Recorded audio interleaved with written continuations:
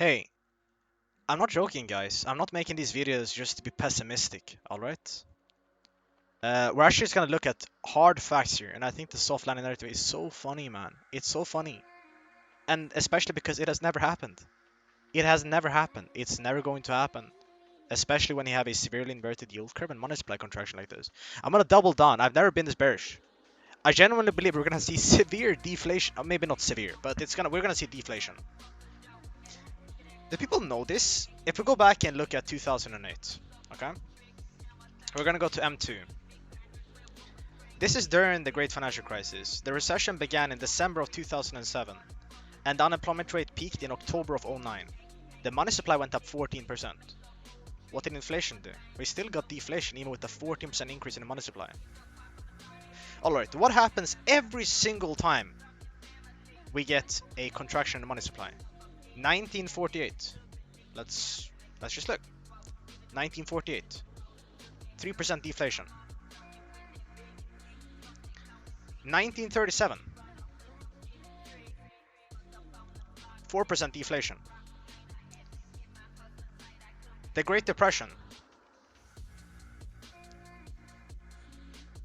Sustained deflation. Got down to 11% deflation, nearly. And then 1921. Another Great Depression. 15% deflation. Nearly 16%.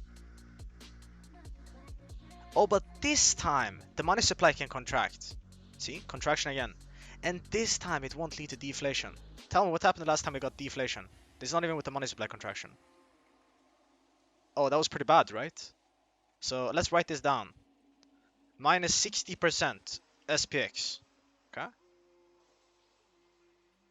Minus, this one was not bad. Dow Jones. Okay? That one was not bad. But here we're getting into the bad ones. Dow Jones. Minus 50% Dow Jones. And of course, our favorite, the Great Depression. Dow Jones, minus 90%.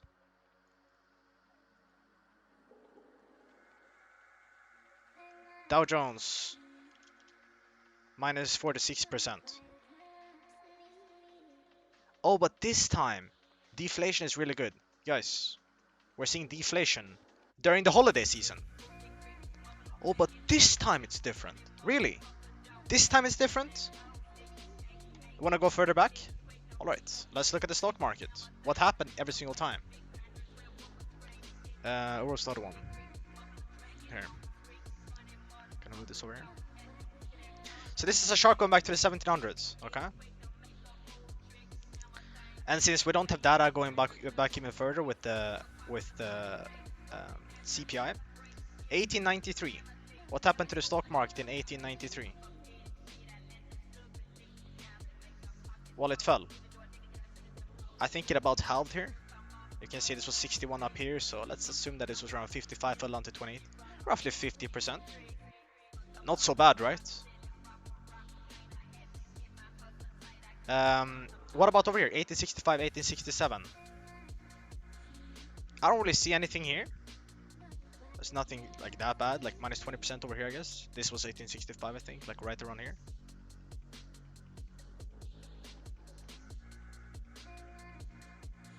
And then we have 1857. I mean, that was awful, right?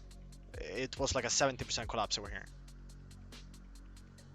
And then what about over here? 1837. From 36 point something down to 9. Let's say a 75% collapse. It's not that bad, guys. It's really not, right? Soft landing. Because they happen, right? Because soft landings actually happen. So I went back and looked, and this is another thing I don't see people talking about, and it is the velocity of M2. This is prior to the Great Depression. Not a great sign. So basically, the velocity of M2 is the amount of times that there was a transaction with that amount of money. If there's more transactions, it's going to increase the velocity of money. And you can see this is depressionary economics. All right. You got deflation in 2009. You actually got a quarter of deflation in 2008 without the money supply contraction. In fact, a 14% increase in the money supply. The money supply is contracted. Oh, the banks are fine. Don't worry, bro. Are you serious? This is their losses. This is 2008. And on the right side, you have today. It's way worse. People say, oh, but the Fed controls interest rate. No, they don't. Look at Ben Bernanke in a speech in 2011. When I was at the Federal Reserve, I occasionally observed that monetary policy is 98% talk and only 2% action. The ability to shape market expectations of future policy through public statements is one of the most powerful tools the Fed has. Like, are you serious? And again, the example I brought up, like, I genuinely don't believe that anything they're doing is just random. Look at this. Monetary policy strategies for a low neutral interest rate world, November 30th, 2018. What do they say over here?